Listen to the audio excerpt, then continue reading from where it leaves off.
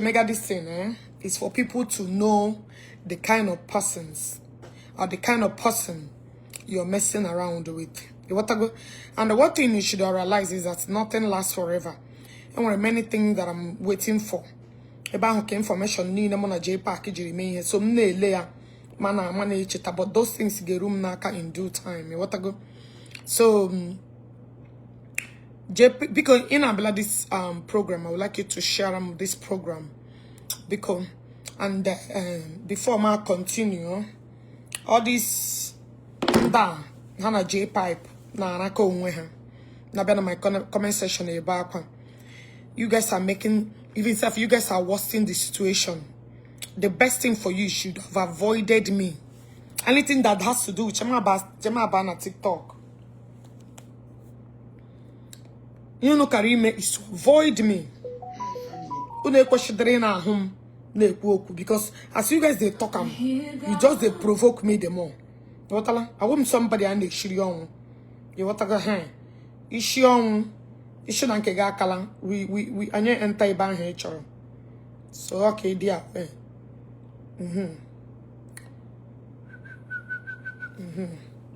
I'm ban at TikTok. Guys, TikTok do not Ogechi Okeke Njaka. Bank I'm not TikTok now Ogechi Okeke Njaka. Bank I'm not. Okay, darling. Adobe, welcome. Share the program as you're joining. Hello, everyone. Good morning. If you're watching me on TikTok, I'm here because of Jpac. Jpac Ponka Chinyeru Duma Jirego. Hasebu Bowantu. Haship Bowantu. Hashani Bowantu. Yes. Jpac Poshemo na Alota from China. Na Mbahongra China 2025. Na Yabata. Na Ige Koku Basarantua. Watago na Noga go log. So, like I said, they will be packaged and the thing very soon. We'll start to bring them out. But before then, come now, everybody, because the Oku must continue. Reply. I don't know why Oji got deaf and dumb. Ziggy Zaga Biko, any dream some of those videos Jpac was making then when I was in Suleja. You want to go? Because Oshi, it not be who laugh today, go laugh tomorrow. All of you that been calling me, Oge Zunana, Oge is okay, Oge Zunana. You know, they talk to me, oh. Because that time, when Jpac was carrying matter for head, giving on a false narrative, giving on a false alert, giving a false information, knowing fully well that he did not come to Abuja. Jpac, knowing fully well that you did not showcase in Abuja. Auntie Victoria, after you join me and act like when I was greeting you like you didn't hear it. How the way go? It's on and different enemy. No allow na here I do. Anyhow, Lizilo Kasha Akonye with 3 saying. But at the same time I greet you. 6. Now Jpac Gini Jigi Ebara Abuja. When my lawyer was calling you, ni sonde bera ni Igbo biakwo ihe Ogechi mere nini jigi ibiaho na Abuja. If I'm lying, you guys should go and ask ndo wula jara Abuja group ya ni na ndo kpakarajo ya ma Jpac obera na Abuja, because I wrote my petition against Jpac ka obia prove ebe nna m noro dinamo, ka obia prove ebe noro mu impesi children. You understand what I'm saying? So Jpac pa jugam gishi gini mere ibiaho na Abuja. Mbe reaching out to you to come to Abuja. Gini mere ibiaro. Or were you deceiving in them mother neighbor in Abuja? Because you are the person that was busy telling everyone that Ogechi Benenka Emehunka Mana Jugi, did you come to Abuja? Join all these useless men and hopeless women. Hana hapu ne susu ihama. Mbe agara Abuja, Governor Onyoshi Jpac obiara na Abuja. Jugodini. When we reach out to a lawyer that any diria, Joya obiara Abuja. That is why when he was giving you guys information, he was wrong. He couldn't get exact information. Jpac ana ma ajụ gị ị bịara Abuja ọchizu ike ị ga-ezu ike n'ime ikpu nne gị. Come on, get off out of here. Chineke akpọ gị ọkụ. Amado ha magbugo gị. Ị ga-abịa here to comment rubbish. Iwu onye ara. Nwere ihe na-eme gị n'isi. Ngo yiri gị ikpu je, ngo yiri gị ke Jpac. In a mega without any instruction. This place or you go to that Jpac. This platform or you go to that Jpac or would ja gamoge. Are you mad? You won't yara. Eh?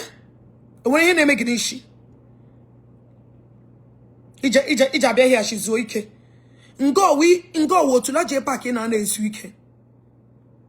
Mbena mega ya munga hanronga his week in your geshe. Amuga donga. Ngo you go to that Jpac ages week. Are we man not sakis place kebia? Iman on a sakis environment kebia. Na sakis woman page kebia. Are we mara? Go you go to la Jpac you engage a mega gain your gun on wire. Okidia? Does this place look like Jpac imi otuna? Chineka bogoko. Ija she's weak. When Jpac was given false narrative, where were you? Eh? In Ole, Ijabe corruption at this platform.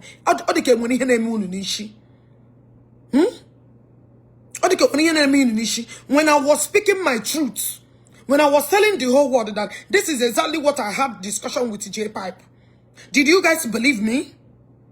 Did you guys believe me? You guys conspired with different content hungry content creators and connived against me. Monday 100,000. Monday 50,000. Airim good dela. Airim good dela. Mariono Mariamu. Jpac. DSS is waiting for you. Come to DSS office. We are waiting for you. As soon as it's stopped in Nigeria. Airim good dela. Nyere one jai. Ye jere don up and down. Go you share who your figure can breeze. Udela. I thought you say Ogechi, you're waiting for me. I thought you was busy gallivanting when I was in detention. I thought he was busy saying he did a repetition. He wouldn't negi. I thought he was busy. Gini chinketa patano. Na mi sebe could come out. Why not they hide? Ashwagula munusha bola mi shicherem poro. Patano. I am a wounded lion and owa hunu kam ge say. Kan ge son pana hunu me from a hunu kam ge say. And when any other place in ge say than a hunu. So every shinine. Jpac pushing him on na Abraham answer who perfume in down recover and make other things. But everybody got to say everybody. I just from now have to go this some persons. I spoke to them, I've talked to them, they think I'm playing. When I start with you, when I start with you, I'm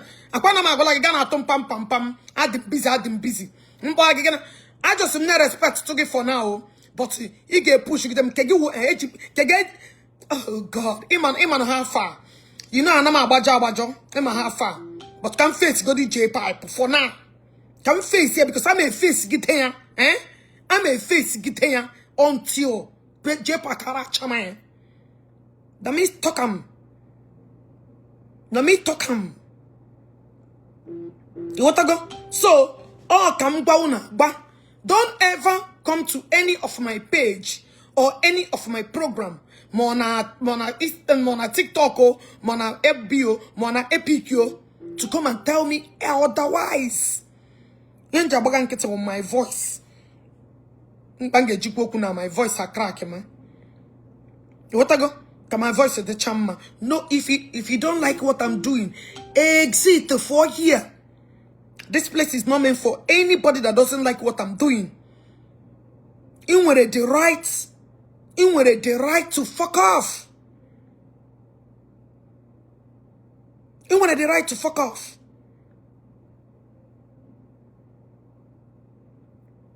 You want to go?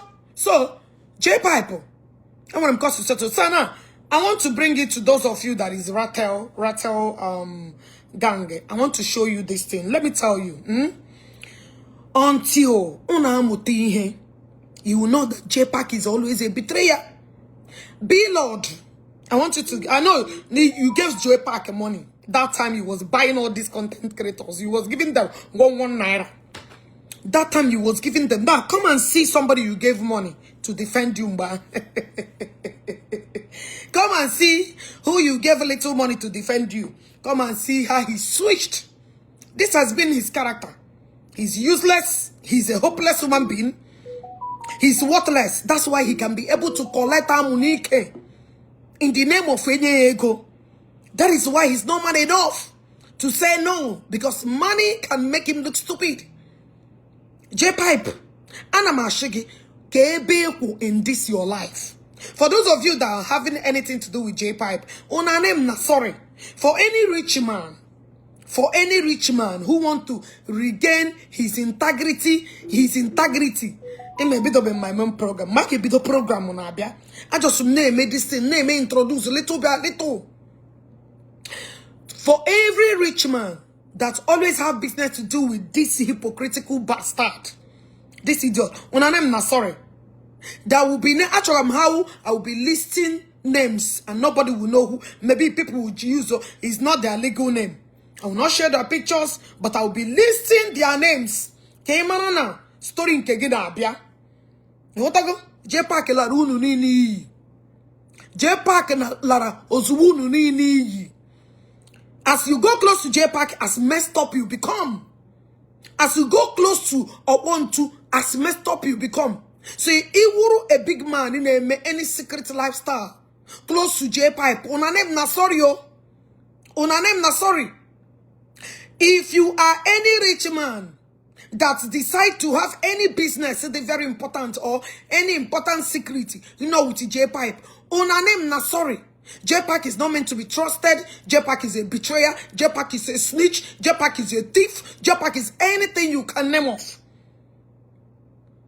Jpac is a betrayer. He can lie for anything to make money. So I'm telling you this thing for free. And I'm telling you to learn that you are messing with a dangerous, sharp object. If you don't take your time, Jpac will injure you. So all these rich people, Ozubonu, mange bidopa, nka na ere oche, nka na ere oche, who wants to give Jpac here. Hash baneka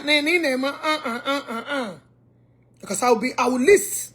More are coming, so nobody should even at least chabe. I just list a few. Mala Nigeria got that no maka. A man I can't hate know your beginning of your problem. You're looking beautiful. Thank you, my dear. Oh, beauty now. I come just got moment when he handed him now. There was one special lawyer handed him some mama magaba. What I would delay Jake, I think I with through ribs. Udele Jake, I think I with ribs in our home. Life can never come back to Udela. Udela di useless. Chuku kan. Udela di messed up in human being, in spiritual and physical. I thought you said Ogechi waiting. Imanina, I'm go na da banamuna gi. You know they enter. Every time I Ogechi, I did this. Your name is Udela Shimi Ibu Negi Bowakwa. Ashimi Negi Baja. Udela. Ashimunga Potalamo. Face me. Woto. Face yemu. Udela face me. I know how to medic because they mama no here na Ogechi. Emo to got that Ogechi. Emen tagata. Actually, imagine about saga. Somebody don't reply, you get us in the be. Udela, Ashimo, that time I Pogamumbaho. Or Rosum. A man that can never achieve anything, he put hands. You don't put my hands on our failure. Asham get, I'm here. Udela Putagum. And I'm here. I go nowhere. Apatagum. That's the Ozu. Ozu tirinangana so yanukuna ga no mamre. Ozu. Eli got on the floor. They could not afford to pay the thing in a VIP section. They couldn't afford to keep you anywhere. Ogro shiabuogi. The pake dikeri gana fake a breeze. Ya be windy city. Gana fake a breeze, na fake a breeze akukwa everywhere na ka. Ozu. Beg, like she foreign Abuja, the mission on Abuja. I know this. Everybody's like, I know this. Governor, I know this. Look at the very dark man, your fellow man. Are you not seeing what he's doing? Are you not seeing what he's doing? Also, Huma, where your life for lie? Where your life leave? The people are no baby. Here, there is no filter. Whoever filter mjilenum. Udela do chineke na gado doshi. Era bela nga nyere amu before. Lemba huje bukega. No filter. Lembe saraka. No be nothing. Ke machineke jike gira bela dore am. Lek mamre. See. Era no do refresh mamre. Akokonye gene got dore am gana. He gonna around that shakora like you. Useless man that life yalari. Eh? It bangry she garden even udela. Even in that garden one, it can non shoe. And I'm saying that I know Abuja age and what will gone because of your condition. Ay, udela. Life gets you from zero to worst. Life gets you from zero to worst. Abramono. Governor your sham coming o. Chere, ngamni nempake mbombo will still get to my hand. Abramono una three, especially yamji udela. I mean, I can even look that I can even look that annoyer. I can even know but mama goes to China. Then if you don't respond to me, man happy. I just say one side. Gena Jpac. Oganyampo. The only Aija who I ought to know one. Oganyampo.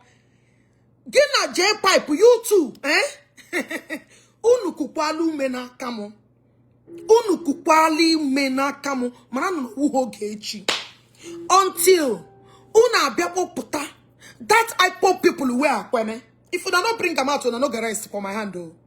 That I pop people where una say I made in that video. Anyway, don't worry, anytime him that bia sagunu me poster. Me ya. So people will get che. Anytime I will come for two of you useless Igbo men, me the poster.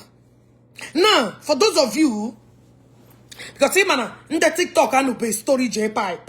A lot of people are to be story Jpac and a story for Danyampo. People are to be, yeah. You want to go? Now that useless father. Get that here. I should not father me. Father me betche be kogene. Get Jpac should not classmate yeah. Father me betche bandom shana danage. Anom share even anything didn't make anything. Your life, in fact, condition like nature has dealt with you.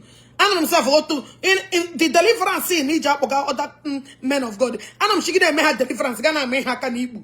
I am not in the touch gabalaka chana. In the process of deliverance, Gana me one hakanibu. I want you no wonder you said nobody can become a virgin. Because your mind, I don't know when gapo mama. I should not father me beche beko father me be buwani. Father me be buwani chineke brugono. Father me be buwani ashimugo. Nine churun demen pake. Anam shinda membagina na wo toli chori deliverance game yakibu father me mi buwani telifchina ke bogo no come and be like others now father me be bugi come and be like others a question nga that education on grada we belong or we buwani ki belong onyu oshi na be America be na collect ego nde mmadu ozu father buwani ajugamge. Are we Bible? No wonder you are doubting other people's virginity. No wonder you are that because Fadi Buwan, you don't get that time. America, Biara, one chogi, go on. Fada me be Buwan, you don't get. Are we Buwan, can you give me deliverance? Chinaka Bogono. I remember my life. Gap. All those videos, any dream, huh? I just come now, baggy, because some gay big here. Udemadu come like him, Peru, maybe wound. You want to go? Eh? Father me people one. I don't know more. Get she arrest okay because I wasn't supporting you. And I'm not supporting to get you woman I can you. In a make the difference. Puteba. I will can make the difference. Chideka or go come. And I made the difference in Ibu one. No wonder you're doubting other people's virginity. No wonder virginity become your tormentor. Look at it. Jpac Poshenewo classmate. I'm not surprised. I'm not surprised. Base of the same feather, go to the same school together. Base of the same feather, flock together. Base of the same feather, support each other. You want to go? For them, a people one. Hingano, Ibera America. Bia, base Kamuha, me panya cheregi. Half a market. Father, I don't that all together complain. I got a sheep one, Him, me got a canibu. Father, baby, one. I can't have a sheep, your equal agree. Chineke buonkwa gonu.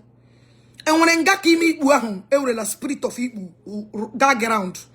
A useless human being. Come on, Shinga for. Come on, really show the Can you show any? Thank you for blocking the idiots.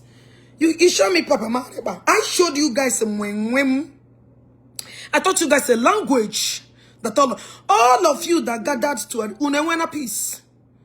You showed on you. Where is peace? Life, family, scatter everywhere. Even the mess, but the mega and then I spend more money than me. And when the life more can never remain the same. That's go get you.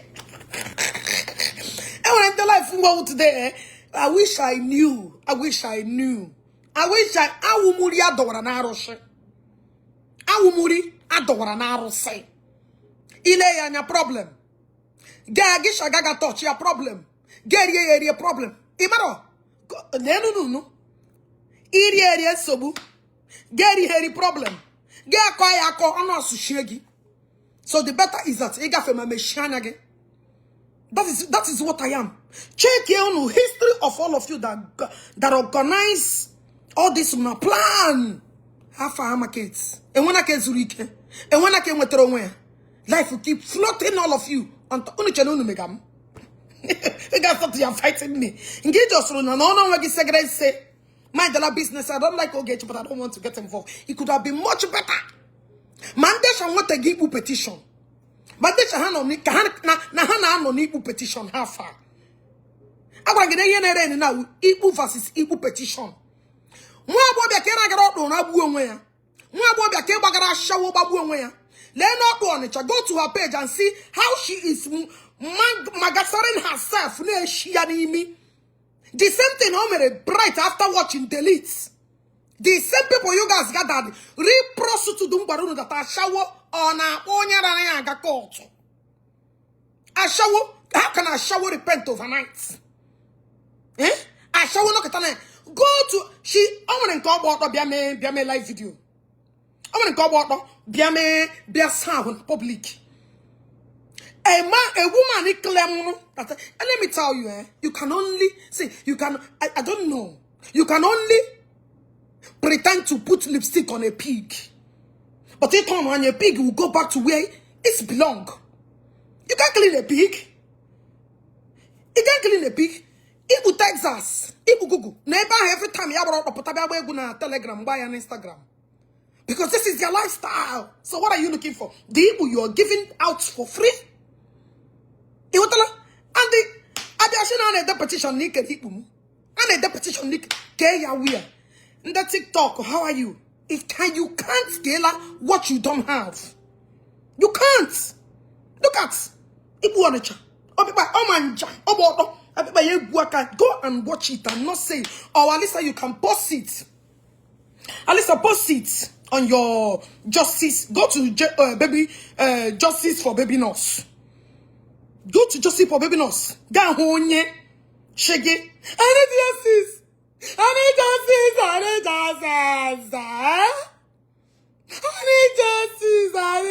All of you are gathered. Because you know to one thing to lynch Ogechi. Go to let me show you the page. Yeah, let's try and post it because I know you will update us. So for those of you that have not seen the page, for you guys to know that anything that is in your lineage can never disappear. History must surely repeat itself. History must surely repeat itself. History. Let me show you. Kegana baby nurse, in case of those of you that don't know, baby nurse.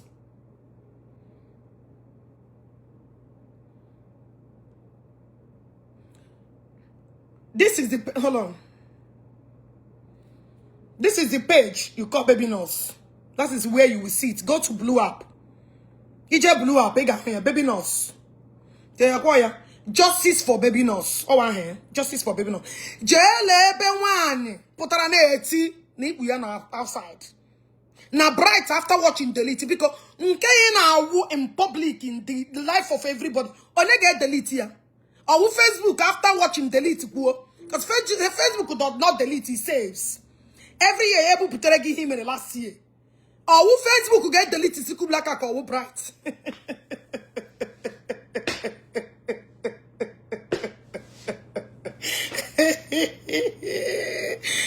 Don't worry. Maybe player George. This is George, our content can they create. Okay, can I create for an email phone? It's not the same content. EG will get create content in a back week boogie. EG will get create content in a back week nature of justice on the contents.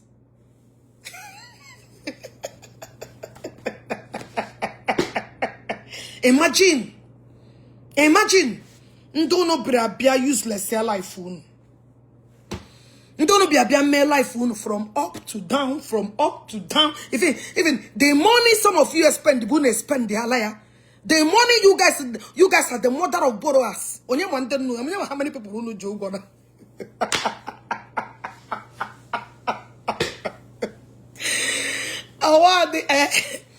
This word get a CBO. Ekwekwala. Hate you were ebe mmadụ no make God. In fact, life ga lie. Ekwekwala hate you were ebe mmadụ no because you want to please anybody. Life ga lie. Ekwekwala. Makechi can happen on everlasting cry. Everlasting regrets. Everlasting pain. Makechi. Baka tomorrow.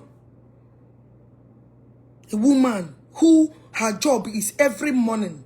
Yashigi hello, yes, send the aragotoya. Yashi hanagi hello, yes, send the aragotoya. Chief pilot, I cite you 6. Yashigi morning, yes, send the aragotoya. And she thinks she can pretend. No, you cannot hide your character for so long. You can only pretend that time. But you can't stop it. Because it's, let me tell you, character is always character. You want to go? Character is always character. You can only hide it for so long and it will surely come out. Look at what somebody who said that she clamoring for justice came out online. None of public mega can she no content. So you want to tell us that the first one you are crying to was content. Even the content is secret, make all content public. Always shoot, or you guys will always shoot on yourself on the leg. You guys will always shoot on yourselves on the leg. You want to go? You guys will always shoot on yourselves on the leg. The truth will always be there. You can't change the fact that a prostitute, you guys, you need to go correct yourself. You need to go get yourself together. Your life is fucked. Your life is fucked. You need to get your protect them. Ogechi, we have to use something and tag her. We have to use something to magnet her. We have to use something to lynch her. How possible it is? Why the truth will always disgrace all of you? The truth will always disgrace you.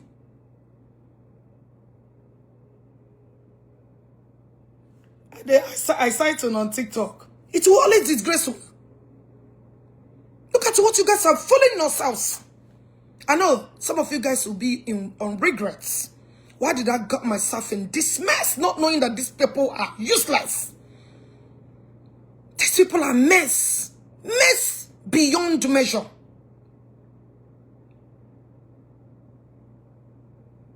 Completely mess. Look at your lives. So-called putran nke lucky do. Manudu is now in public fingering herself, ne penetrate, ne smell of the stinking ugly ass shit. The same way you see it, where feeding bottle is the same way Ogechi. Out of feeding bottle or we ought to. Out of feeding bottle or we ought to. Hello. Out of feeding bottle or we ought to. Nene keja boya. Nene kona wu. Out feeding bottle haba. Out to here or we ought to. I am trying to find out. I'm asking all of you. Go ahead, Baba. Here na feeding bottle onyeka. Here na feeding bottle onyeka. Until we start telling ourselves the truth. Until we start telling ourselves the truth. A full-grown ass woman, where they bottle wine, where they are foam. Every day I put a mega content. Just come out plainly. I want to make a content. I want one South African girl on ya views. I know that's where you're coming, but just because it tangle along again a saga, it might be penetrate. You are free. You are free. Put out, show your talents. Your talent to wash show. Show your talent. People knows what you do. Nobody is holding you. But to pretending in another form will call joy. Because you want to views by all means. Hunger day. So you can do anything for money. So instead of you, while you are content of court. Sorry, you are content of evil. You understand what I'm saying? There's something in my Google. Lawyer. How can a promiscuous person now cheat you? How can a promiscuous opponent now join you in a court? Is it done? They within themselves, they knows the truth. Just that, oh no, we want to Ogechi's head. We want to Ogechi's head. We don't care because all of this woman are bad. That is all that is all matters. And along the line, they begin to shoot themselves one after another. Hey, we're now born with her. Ghana making Ghana Ogechi. Ishialos. Ishialos.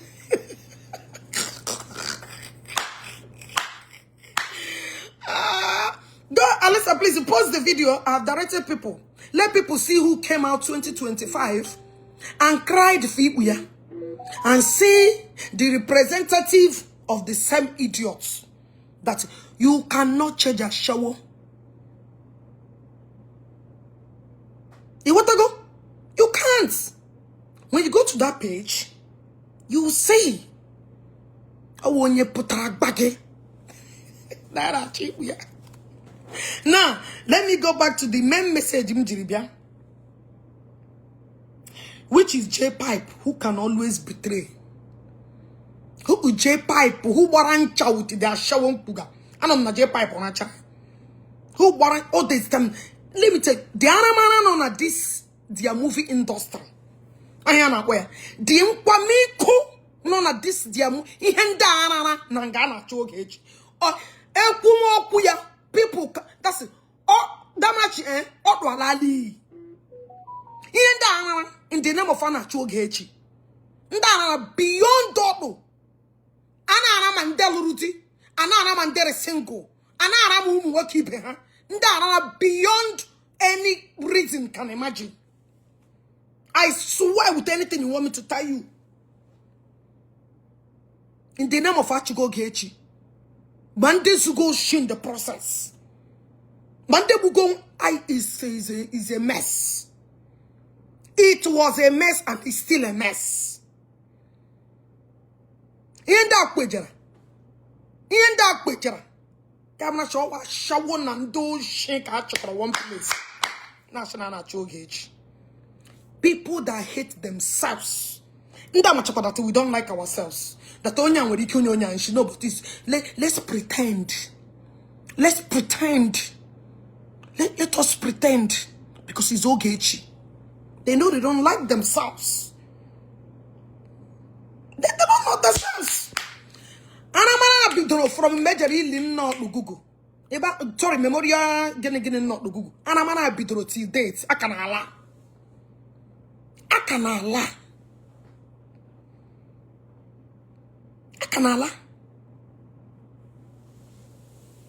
So, Ogechi is not their problem. Their problem themselves. You what tell them? Everyone they go Ogechi charm one threatening and they can be jamming in the drunkard. They can't put up Ogechi, drop because I have Ogechi no. Can hear Jamuya. As soon as I know that they jam with Bobagan camera, yet disappear. On our Patazi Ogechi. Ndana bri wire. Hana bri call do they jden one and ne. It do the among caught to an Ogechi Jaka baby because Anna be there from Bari make a Hana bria. Mandana Quachan Chamu Hapota. They are messed up the fuck up. To tell you this, the extent of not involved, or go involved, police involved. Nani head at you. Messed up, useless people that gather themselves together. Gather themselves together in the name of Ogechi. Ghana Jogene. Messed up, useless lives. Kamjiri Jpac, I'll give reason he Kamjiri Biana this deed. But I mean, Ndeka will measure. They are not topic, they are dead, they are useless. They are not even topic, they don't exist, they are fucked up. Oh, Jpac. What about all measure?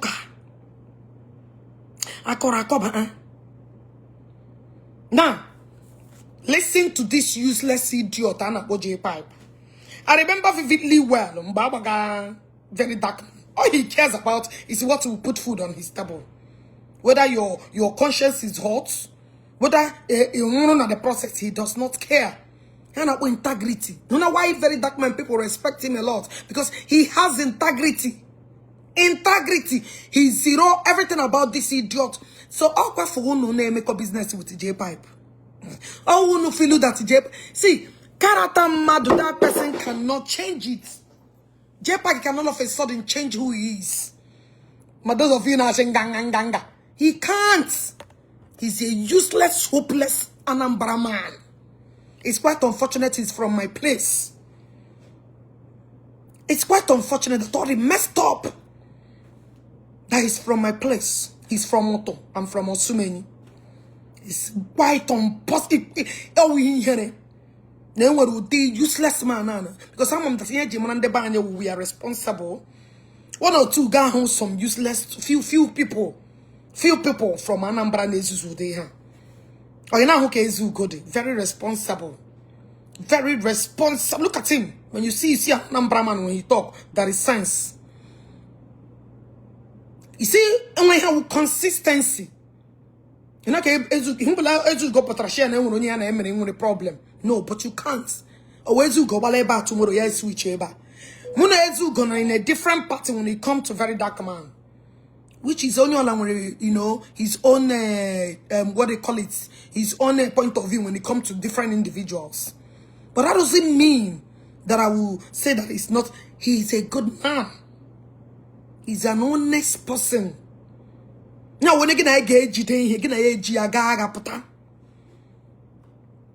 he's a good man. I have to be, somebody got she. We take that secret to our early grave. You want to go? This guy, get on to him. Jacogalagi here. Video will open against somebody. I'm out here, be destroy. Is a must. He has to leave people alone and do normal content. He has to leave people alone. I will keep reminding him of his useless life.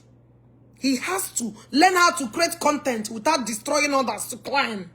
Because only are hopeless. Only are messed up in nature. He has to know how to focus in one direction.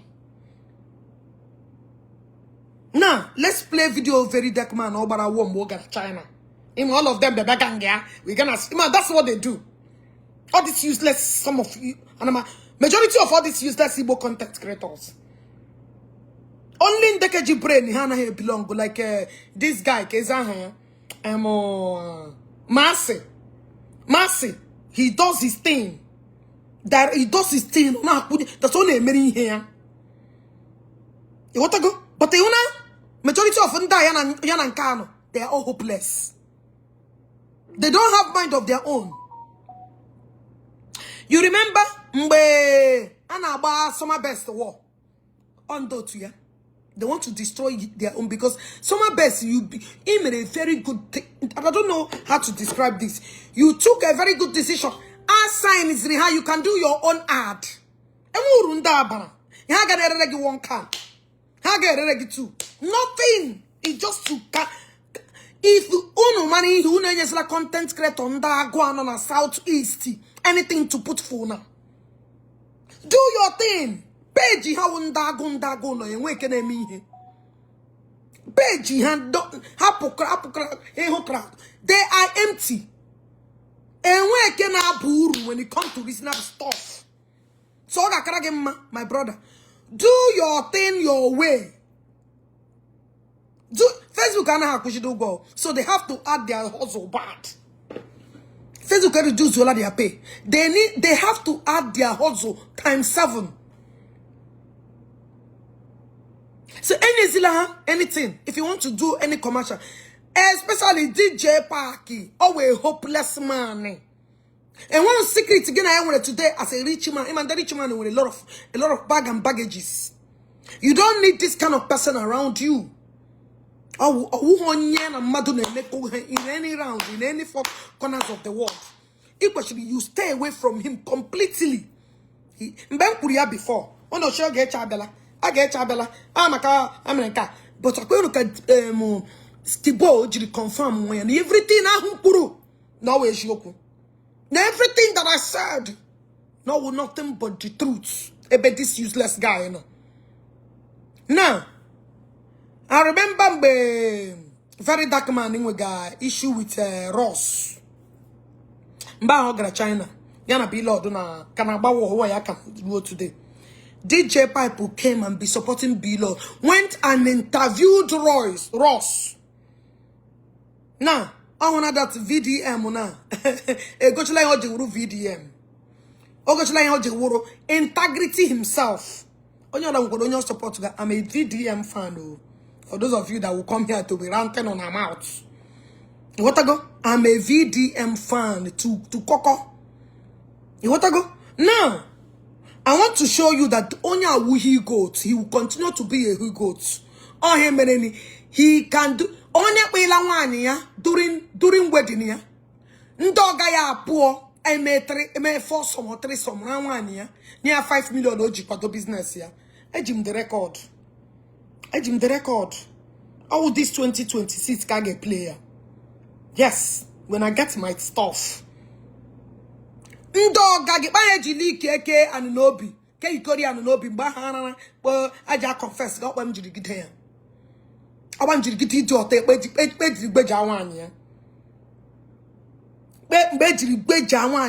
the name of Onwetego. The lady paramu no at the same time. That shower Lurubara 350 years inside body. And the fake freshness are physical. While the inside is damaged. And I call you 350 years inside body. Inside body, I am still young. Or fresh. Lie. Inside is old. 135 years. Onya lulu tuamu. Be a day to wedding ya. What are you tuamu? One question no. Jpac was away. Why Ogechi Okeke you carry America? That is exactly how the conversation were recorded. Oh, just and they put the ten choco luhapota. Oh, him and any other commentary play manage you women. The organ delaya, the organ then don't dogaya where I am. Called me in a phone. I recorded it. But then Olu dogo with the kitchen jirigia tomorrow. Jpac one problem nishi and him I am Ekucharam the other day could be a lepacol. Oneke bomb, Oneka bomb. Okay, Jpac already diga he was a time. Don't stop sending anybody. I'm not Udela. I am not Udela Jpac. After I get put up one and open in a tiga, come up and wage. You got to say, Apagi, I'm Agama dog again, don't be eggy. A pump Mugahan. The only place I'm working on and not going to we to like. Yeah? The only place I'm a pampura mugana your pom. I forgot nanagi all part of your armor. Look at how useless spam would you destroy your forget.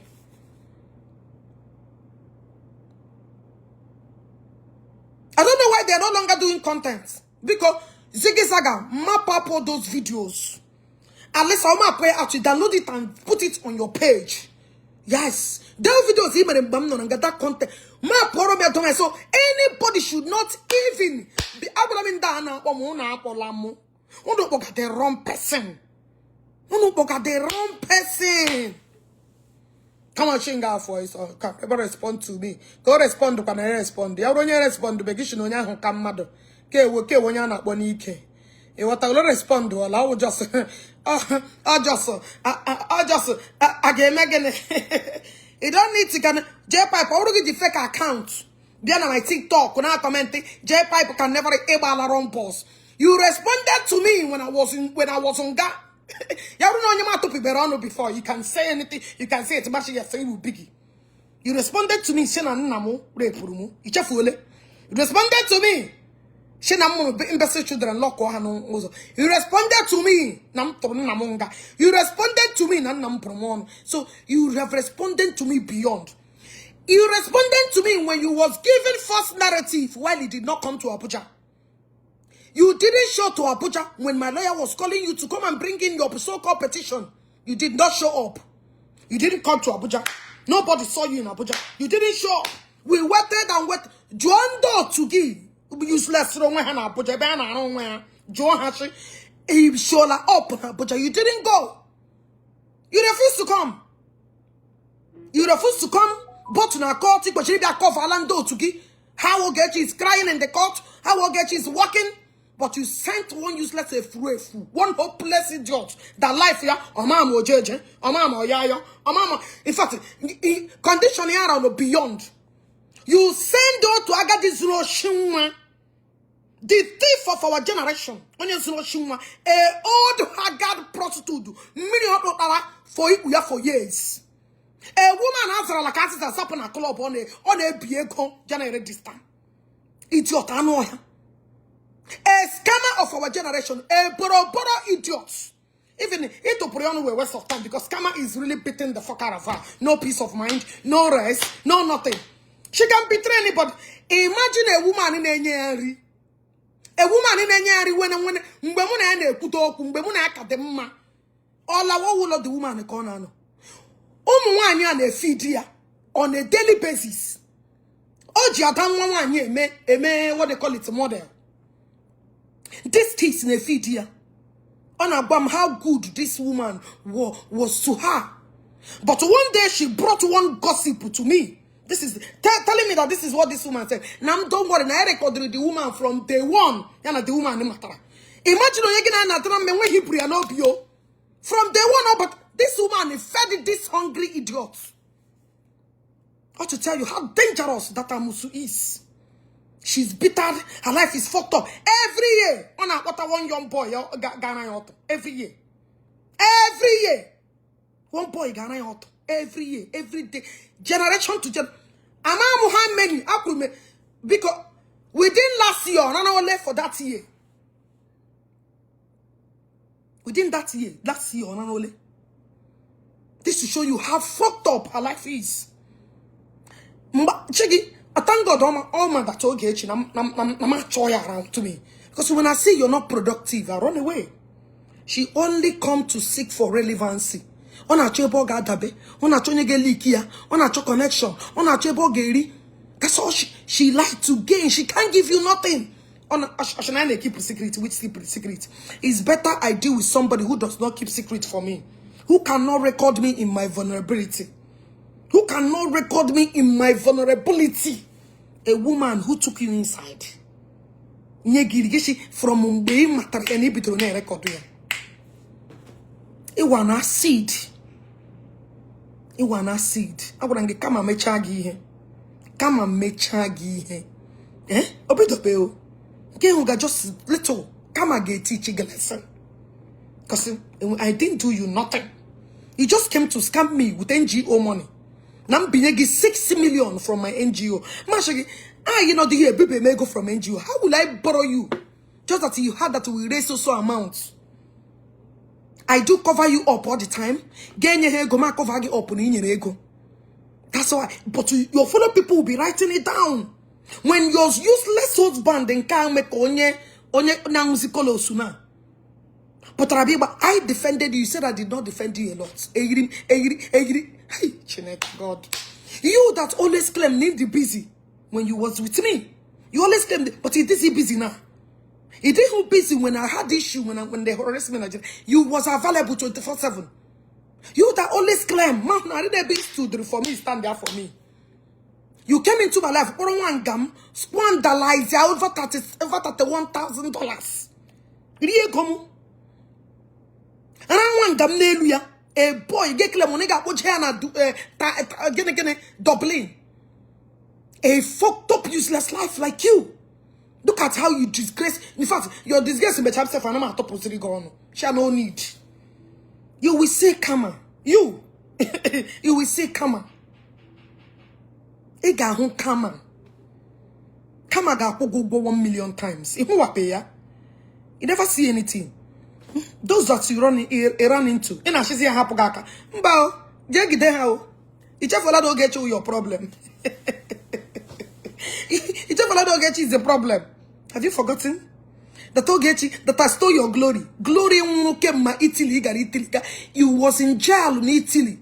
Ebi bagapuna. You was in jail in Italy. Ebi bagapuna paga drug. Apoginga for 6 good years. Oginga for 6 good years. A man anisha save wogi rana God about describe what people get it. Describe what I tell you langa 6 good years. Nagina ye biele. They deny ya. Mecha accepted it the day he was talking to me. That ni yemene ni chongo kande saga no ya. A woman life yalari from the day they get back to her. Idiot olare onwe yi in Europe. Ibitorom Poland dugi. Sheba who bruki brule pota. See how restless you are. When you're not sugar Ogechi. Imagine accusing me now of napti. Mem non Nigeria na talk this issue when where people decide that deal with you na napti tamam. Have you ever seen me may him actually no woman? Have you ever seen me may or me organize him actually na woman? Do you and I make kage? And I'm about to kage. The only more about takokage. If I'm in the hand dealing with Yamagwagishi, Ogechi Okeke is doing it. You want to go? So I'm too big. You better hide the that I marry him. Actually, no woman. You're fucked up. Look at how the good kishel. When you was with me, we protected your useless life. We guided your useless life. We pretended like everything is okay. You probably jijang we gina mbeti ka nwa mu no today. Come, I came too early. It came too early. And I get in my hotel, I gave a poster. Continue. You know they go again. Continue. And I complain is in America abandoned na Canada. You will remain an errand boy. Only corona koromo. People e koro program mama dimi he na eme na ihun. People like corona crop. You are just useless. I tell you for free.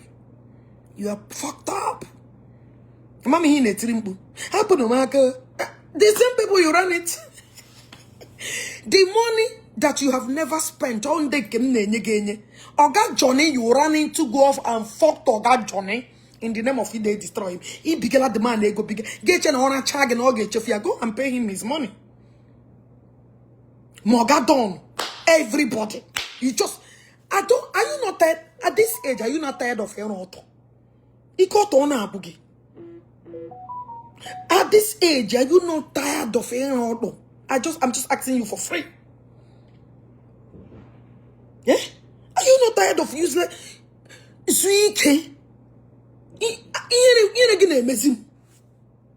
Are you not tired?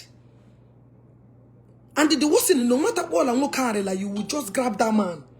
But the man won't ish, mo won't boro, mo won't on a close, mo won't yara, you will just grab him. Okay, then with me. Anybody that come across you, hey, gosh, oh my God. Is it not time you should get your little leftover together? Eh? You are messed up.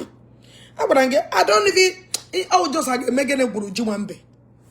It will become a waste of time. Honestly speaking, you are fucked. You are really messed. Look at the money you are spending in this process of anything. Get you go, Ogechi. The money you have never spent in your life. The money, the frustration, naptiva will shake it for 3 good days. Get you another person. Look at from Europe to Nigerian unga. When I be Rube, Ijana worldwide unga.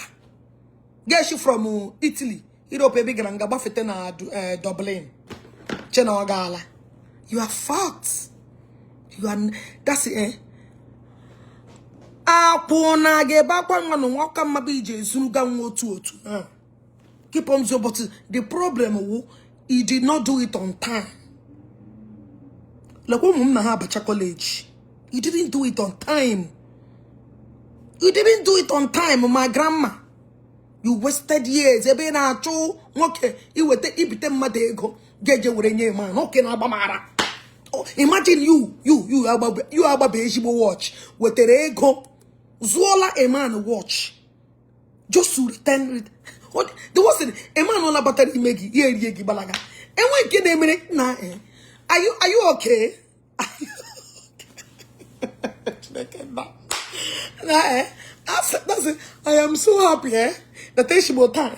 Boro get by my and I cannot complain. I get you like him. I get you na hacha. Muanabia, Yanaba. Yes. Because I will need empty. It will baggage. Don't worry, everybody can who's to chage. You are not loyal. Only somebody loyal will liar. You are just a snake who is waiting to walla. Imagine onye na mmadu ge bido tattoo one my record way.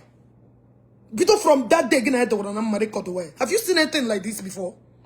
And when he gina yenwa pani fracasso, ye bido bagina record ya record ru ge kemgbe gina ya shi bido na ajia. Gisho onye ahụ mmadu. God ajụrụ ga ajụ. What are your intention if it's not to destroy that personality? Imagine get a mother than I'm who get me porn sometimes una acquire. Sometimes una acquire because of circumstances maybe brought you guys together. Una acquire you with open mind only be to record magi. Which evidence? If you don't have interior motive or ulterior motive, if you don't have ulterior motive against someone, will you start recording the person? Gina the number. I haven't seen anything like this before. I want to get on when a problem before. You started on time. That means he may expect that there will be problem. He may expect that. That's why it's really bad. I can't associate with people like you. And I can't even use you to pepper anybody because you are empty. And then I use a pepper mat. Me. Every step you take, every step you took, Ogechi their way. Everything na fake. I know you. For how many years? Check on my hipa because now go on get a I'm give very well. I'm give very well. I told people that it's only a matter. Imagine give each other 150,000. Give na trana 50,000. Name na gaba up on ye korokoga. Name go abandon na Canada. Imagine your level of levelers. So Oborama here na got in Canada that time. How abandon came. Why won't whoever abandon you not to abandon you? You did it in Michore by in Mommy, California. No, Gababa the woman in Ime. Baba Anime, 1 naira. You want to collect 2. You are just a dependent. And I don't need anybody to depend on me. An adult, a full grown as old haggard adult cannot depend on me. Life. You run into Mommy, California. Bido, hey, go and mommy, ticket target, call on again. That is the kind of person you are. You brag, you make mouths. Do you feel you are ashamed? That means if anybody say, I have found peace, or you become a problem to you because you're depending on others. That's why you always fall apart with people. Because you like to use people to achieve your stupid aims. That is what you do. To lowest of it all, if you can borrow 50, 150, 100,000, no, it will take time when I go know him. And it didn't take time is the best justice. Time is the best answer. And now time justify every fuck up. When time judge you, time will judge you again. Ishini me up on ara. Look at your life. You're not living to manage. Who I maybe shut up. It would be evil. The amusuke evil. Oh hell. Somebody look at that and I'm never jealous.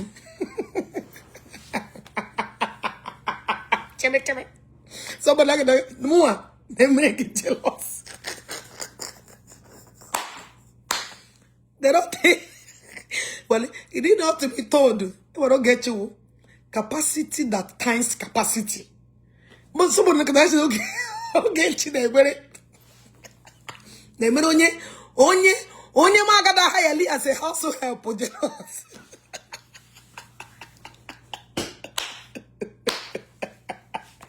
Nah, I will not quite a kumbu for there. I will get the one that say, now me or another person, somebody they talk. Ogechi didn't do ya. In her 20s, even in my teenagers, ebidoro mumbo mema legit thing to protect because abana namshi uwa nwere kpore ugbu a ka ibidoro chuwo oji mgbe na anwu aja age gi na minus o ya mara me ole for like they break jealous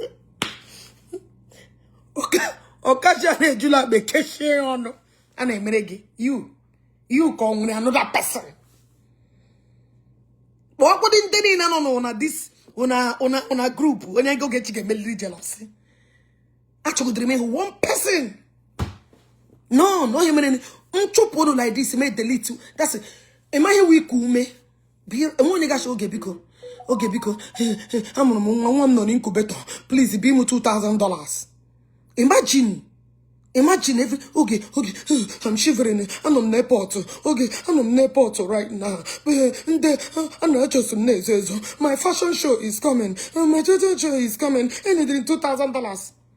Is anybody calling me again to disturb me like that? And when you go okay, but when you go on a cop one go €2,000 Jimo, but when you go on a cop one go €2,000 Brilamo, and when you go me again, nobody. I am free. I'm free. E wonye programme again she abuganu nke onye nke abere ibi ego na abuganu nke obere ibi me ego na otum na acho enwe onye ibi for ego ma amaka na ji everybody from inyeni na hum adrege na group zigesa everybody na akpom okay ke kwanu nke one na group na bia na ebi hey go to your coat according to your size chireka akpo go kun.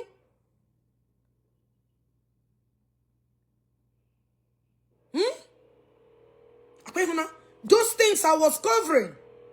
Those your empty life, I was covering them. And when I bought that, kukurugi lawa.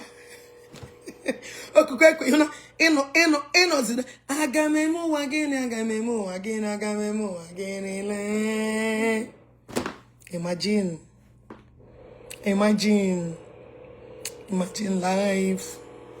life like no other. I wish you what you wish yourself. And I'm a boom mother like you. I'm not evil like you.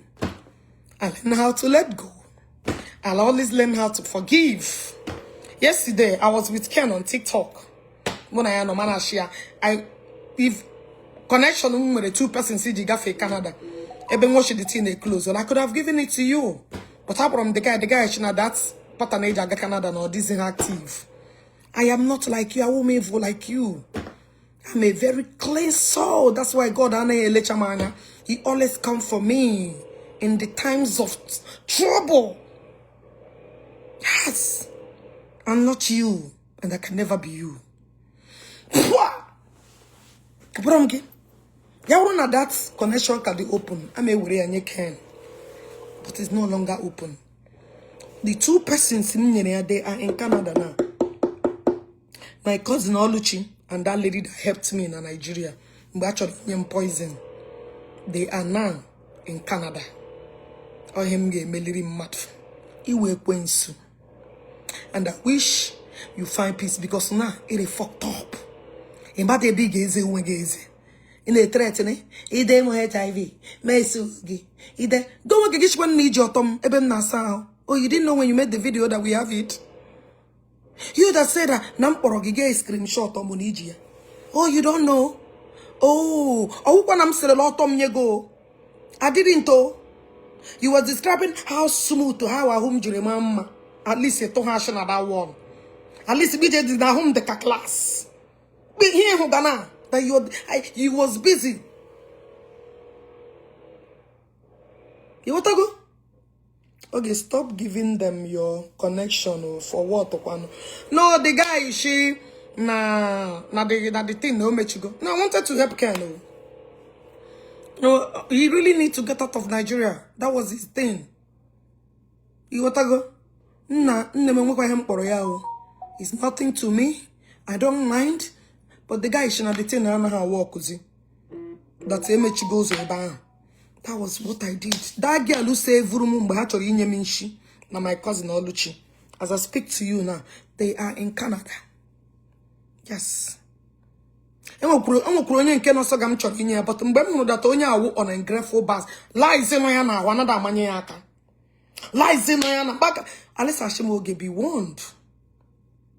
Bemno lies. Any offer one small bum. At the Pacachineke. You know, eh? Yeah, the Pacachineke. Beyond 1 year. Why are you too good? Why are you too open to your enemies? Chikuzoromo. Imagine what's your channel. So for mo.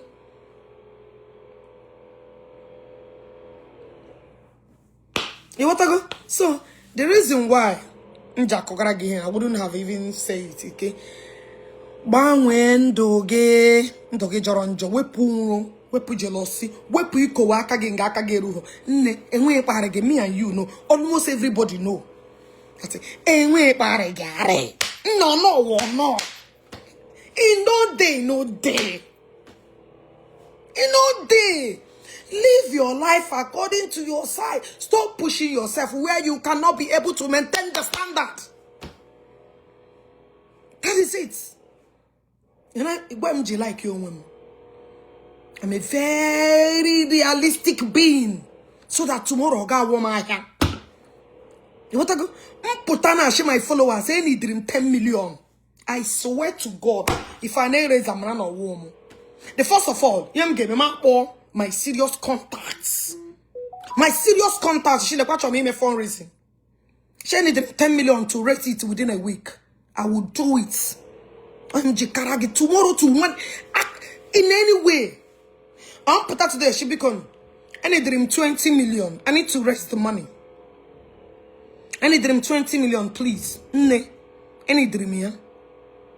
And the only one I disappoint them since I've been in this field. Actually, next week. Next week, I'm going to get them more. Next week, I'm going to get them more. That was how you penetrated into me. Now, what's up, Adregi? You start going into every one of them in boss, begging for 1 naira, 2 naira. Habarichi, I'm sure Kenyan and Sobano. Amarum de part. Amarum de too bloody. Gibega totorum. Kajamu. One of them, 2 or 1 have to pick up courage. That was when I start distancing myself from you. All of a sudden, yes. I decided not to confront you then. But in my him, ma piagia to ignore it will not go reply. Because I don't see what I did to you. But in our talk, I'm present to you who people in the room already. Nanye kwogimo. Nam pegi baby oko kola bagi. Nam connect yagi to come connect yagi to one. Go collect no lampora. Mpeg. Oh tulago. Oh, this your ibu ojilezulike. Ojilezulike. From Nga Kechori down police in Senegal. Get do jima again pop. Oh God. This woman I hope my shower. Well on you ganga in Italy for 5 years. Oh nyamarogi. See, animal like a time will play out. Time will play out. Noah, imeregi jealous. Unto what nemo. Unto gene. Until that whoever you're messing with will not understand you in due time, it will come out. Hashem get time always pay a very good reward. Boru. Boru. You. You.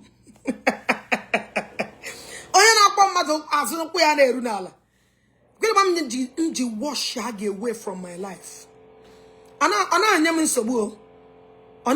We delete. Yes, and I like it, and I like it. I like it home because I get your own job. And I like it, and I like it. You trust people, we sacrifice for you. You trust Jpac. Yeah. You trust this. I know your own job. Thank God because I don't show me your no problem. But when I get the number, like a spotter. You know you spot a lot. This lady in a book, but all know like a spot to get until. Mama be the be gorenti, Mama how why didn't you show us outside there? Anyway, I'm not gonna need it. I'm not gonna your way. I'm worrying off for so your thing no they bother me. I'm need it. You work at now. Woo!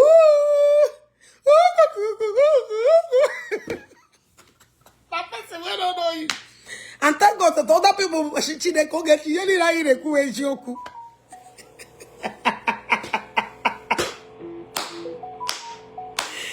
Never see when I know you.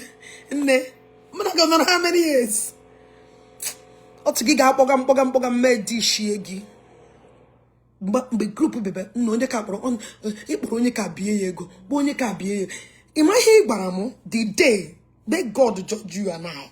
The day ikporo Chori be make na NGO. But thank God for wisdom. Can somebody say, okay, thank God for wisdom? Can somebody say, Ogechi, thank God for God naturally wisdom? That's onyereji. I don't do anything to please anybody. Can somebody comment, Ogechi, thank God for wisdom? Igechi te him baragi. Sorry, he baramu. The day it was paying that 6 million. He did not. Okay, how are you? I go with the total amount to raise that day. Oh, thank God, my baggy. Whoa, thank God, now wow. I'm that people will come. And he showed me because when him try because my fashion show is coming. It's coming, and I thought I may bring a bit. And one year be but I'm they gave him. Okay, because he gave me 6 million from NGO account. She again. She again.